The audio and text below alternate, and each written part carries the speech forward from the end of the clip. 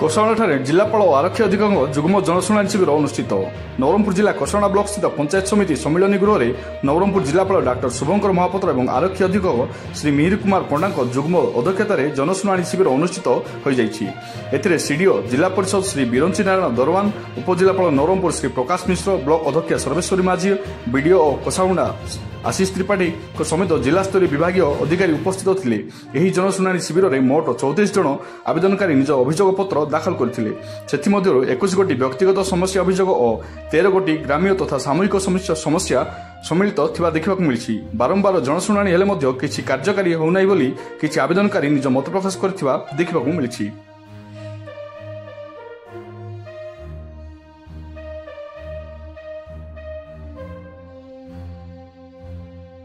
आज जो कोसामुंडा ब्लॉक पे जो जुग्म जनशुणाणी होता अराउंड आम पाखर 34 ग्रीवेंस आसाला जो around 21 community grievances individual grievances बाकी कम्युनिटी ग्रीवेंसेस थिला। तो जोड़ा सब ग्रीवेंसेस आसाला आम थोड़ा रिक्विजिट डिपार्टमेंट्स मान पाखु ट्रांसफर करिछु। आशा करूँ जल्द तार ये हो एक्सपेशली जोड़ा सब लिवर ग्रीवेंस डिपार्टमेंट ग्रीवेंस अच्छी प्लस बिल पेमेंट्स अच्छी से आम भावुँ त्वरान्वित भाव में समाधान हम। प्लस जब कंस्ट्रक्शन रिलेटेड ग्रीवेंसेस अच्छी कंसर्न जेई और एजेंसीज माने तार एस्टिमेट देला परे फिजिबिलिटी इवैल्यूएट करके हम चेष्टा करू सॉल्व करे। सर बारंबार ग्रीवेंस देला पर भी तो जो ग्रीवेंस उडा सेमती अछि से हम रिक्वेस्ट करबो से आउथरे आसी कि हमको देबे और जदी से ग्रीवेंस उडा हम फिजिबिलिटी इवैल्यूएट करबो जदी से ग्रीवेंस उडा ए लेवल रे हेई परिबोनी एंड ऊपर लेवल रे हेई परिबो त हम कंसर्न अथॉरिटीज को फॉरवर्ड करबो। 3 वर्ष हला आदत बारंबार पकाउछ।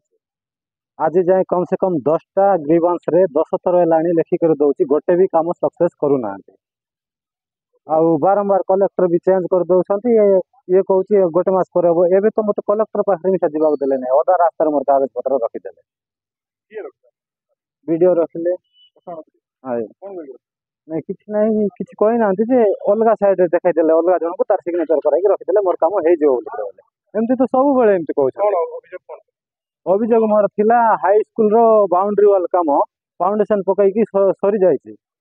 तारपरे मझे या आगे जो कलेक्टर थिले काम 2 दिन बंद था बोली कहले बंद हो गला तो हो गला। आज 3 वर्ष हम काम स्टार्टिंग करी तारपर बंद हो 2 वर्ष है सेटा को चालू करने कहूना कि मोर पैसा मिसा दौना बामुणी हाई स्कूल रे मु करी। तारपरे मशाणी पदा ट्रेन भी कराई सेटा भी दौना। यार आगे जो जनशुणाणी होता सेठी भी आसती सब कलेक्टर आज्ञा आसिले ताके निजे कहले बामुणी जीपी रो 36टा फाइल पेंडिंग अच्छी। मु तो बारंबार अभियोग करछि यार आगे भी मुझे अभियोग करी जे बामुणी गाँ ना रे बामुणी पंचायत ना रे बामुणी गाँ ना रे बहुत गुड़े स्कीम अच्छी काम होती कहते प्रोजेक्ट किंतु बामुणी गाँव में ना से प्राथमिक चिकित्सालय चली ऑफिशियली सब कागज पत्र चलती मतलब बामुणी गाँव में ना मु संतुष्ट बिल्कुल ना। मु तो यार आगे बहुत थर लिखी बामुणी गाँव में प्राथमिक चिकित्सालय अच्छी, कल्याणी मंडप अच्छी, मिशन शक्ति गृह अच्छी, अमृत सरोवर अच्छी किंतु बामुणी गाँव में ना कौटी कौटी चलती मत जना ना। मुझे थोड़े चिन्हट कर दिंतु बोलिक ग्रीवांस आज जाए भी सही काम भी कले ना।